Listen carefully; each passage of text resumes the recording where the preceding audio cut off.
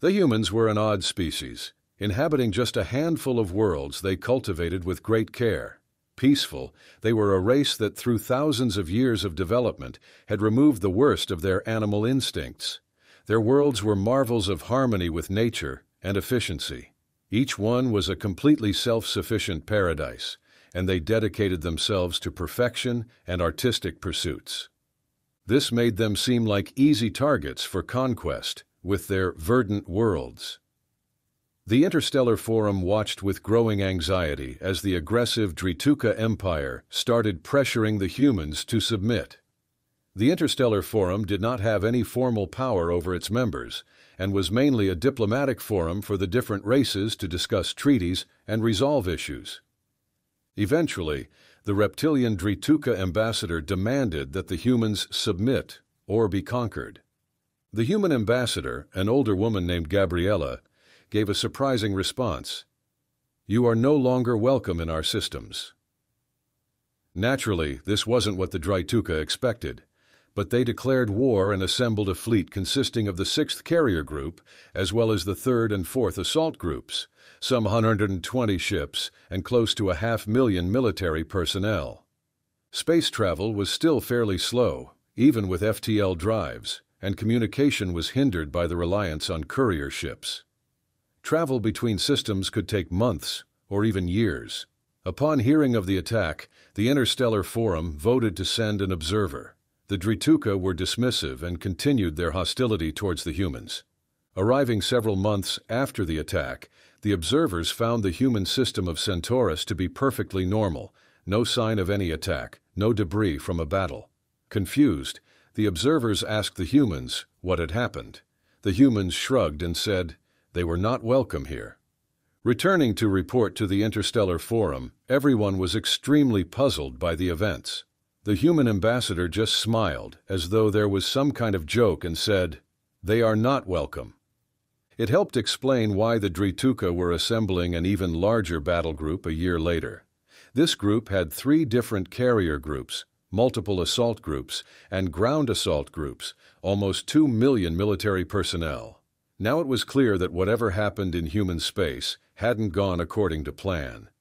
This attack seemed to be targeting the human homeworld of Terra. Of course, the Drituka ambassador Gutka downplayed the situation, claiming everything was according to plan, but it was obvious something bothered him. Again, an observer was sent out, and again they arrived to find a system that showed no signs of invasion. Once again, the human response was a shrug and a reiteration of, "They are not welcome here." A year later at the Forum Hall, Ambassador Gabriella spoke. "Drituka are not welcome, but we would like there to be peace." For all his previous bluster, Ambassador Gutka seemed diminished and kept his head low. For those familiar with Drituka customs, it was a sign of submission. They had been defeated, and continuing to attack risked their empire being unable to defend itself. "We submit and end our war. You have the right as victor to declare your terms." The human smiled and said, "If you come in peace, you are welcome. We only ask that you retrieve your ships and people." You could hear a pin drop at those words, and Gutka opened and closed his mouth, trying to form a response. Gabriella laughed at the reaction from everyone. "When we detected your fleet traveling at superluminal speeds, we redirected them to another system, where an interdiction field prevents FTL travel and shuts down most ship systems." Everyone's minds were racing at this revelation. The Bukhara ambassador was the first to speak. "But that is impossible. How?"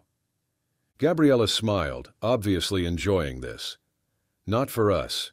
We developed this technology long before many of you reached for the stars." She continued, "Your people are on the planet Kelsa II, where they are safe. The planet is temperate and well within the comfort range for your race. They do complain a lot about having to grow their own food, however.